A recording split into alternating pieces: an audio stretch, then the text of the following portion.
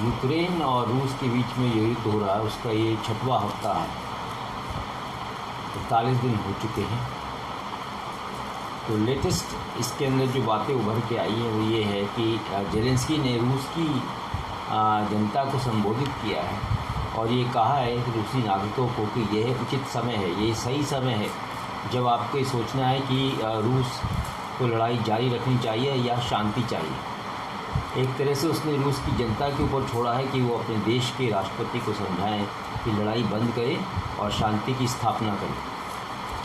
साथ ही साथ ये भी लगाया उसने आरोप कि हज़ारों सिविलियन जो है मारे गए हैं और ख़ासकर मारियोपोल में, जहाँ से रूसी सेना ने पीछे हटते हुए उसको एक कब्रगाह या शमशान घाट बना दिया है, जहाँ पर हज़ारों लाशें मिली हैं।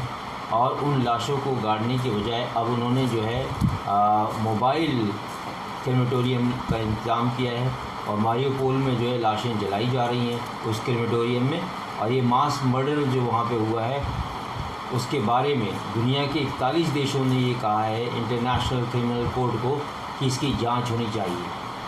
अब इंटरनेशनल कोर्ट को ये सोचना है कि जांच कैसे आरंभ करे और कौन इसके अंदर जो है उसको इनपुट देगा या जाके जानकारी और उसके सबूत लाकर देगा। और ये भी सोचा जा रहा है कि क्या पश्चिमी देशों का पैसा इंटरनेशनल क्रिमिनल कोर्ट में इस केस के लिए लगना चाहिए या नहीं तो ये माना जाएगा कि इंटरनेशनल क्रिमिनल कोर्ट को उन्होंने बायस किया है या उन्होंने जो है पैसा लेकर पश्चिमी देशों से रूस के ख़िलाफ़ हो सकता है रिपोर्ट दे दें या केस बना दें। तो ये अभी जांच का सवाल शुरू हुआ है, उसके पर कोई निर्णय इंटरनेशनल क्रिमिनल कोर्ट ने नहीं लिया।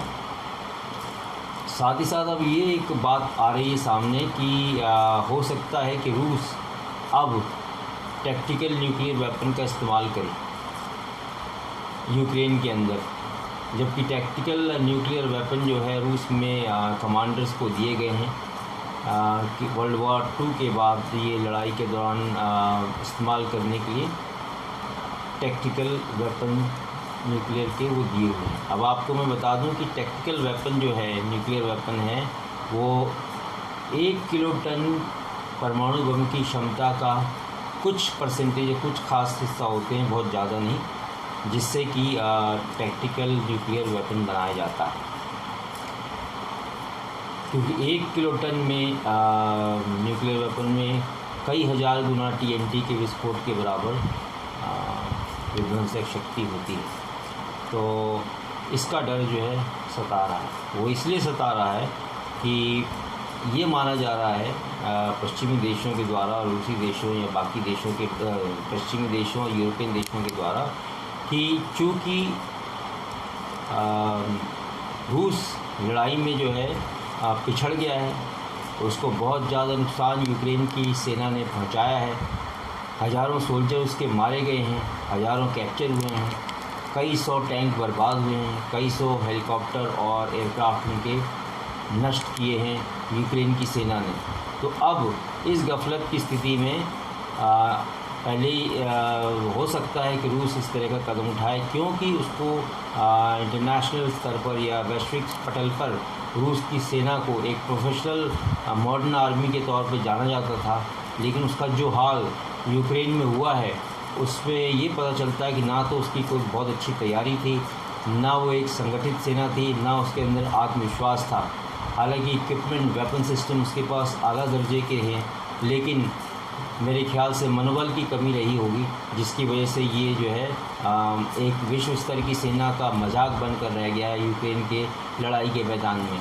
हो सकता है पुतिन इस लड़ाई से इज़्ज़त के साथ निकलने या थोड़ी बहुत जीत की तरह मानने की हाँ भाई रूस जीत गया है, वो बाहर निकलना चाहता है। अगर वो निकल सका तो उसको शर्मिंदगी का एहसास नहीं होगा, लेकिन अगर वो फंसा रहा और इस लड़ाई में लंबा खिंचा तो हो सकता है अपनी खींच मिटाने के लिए पुतिन टैक्टिकल न्यूक्लियर वेपन का इस्तेमाल करे और इस तरह की कार्रवाई यूक्रेन में करे जिससे बहुत ज़्यादा विनाश हो।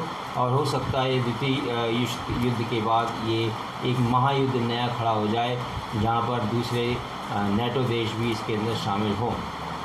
तो ये डर जो है यूरोप, अमेरिका और बाकी देशों को सता रहा है कि Putin as a last resort, मतलब भागते भागते या वहाँ से निकलने के लिए, अपनी झेप मिटाने के लिए, या रूस की सेना शर्मिंदगी को ना झेले, इसलिए वो टैक्टिकल न्यूक्लियर वेपन का उपयोग कर सकता है। आपको मैं बता दूं कि टैक्टिकल न्यूक्लियर वेपन का उपयोग जो होता है वो खासकर ट्रुप्स कंसंट्रेशन, जहाँ पे बहुत सारे ट्रुप्स इकट्ठे होते हैं, उनके ऊपर होता है।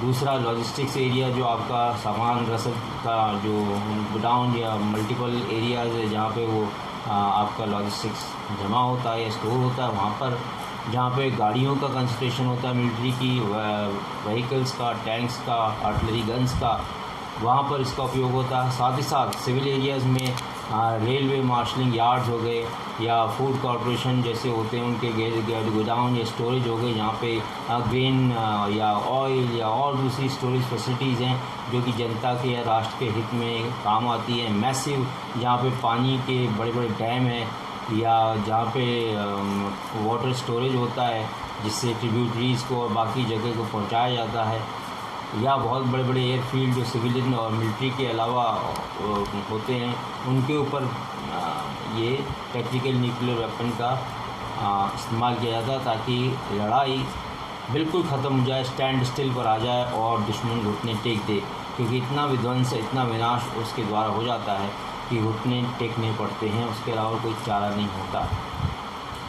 तो अब ये देखना होगा कि आगे क्या करते हैं पुतिन साहब। अगर वो इज़्ज़त से बाहर निकल जाते हैं, लड़ाई रुक जाती है, शांति का कोई वार्ता या प्रस्ताव हो जाता है, तो विश्व के लिए बहुत संतोषजनक स्थिति रही है।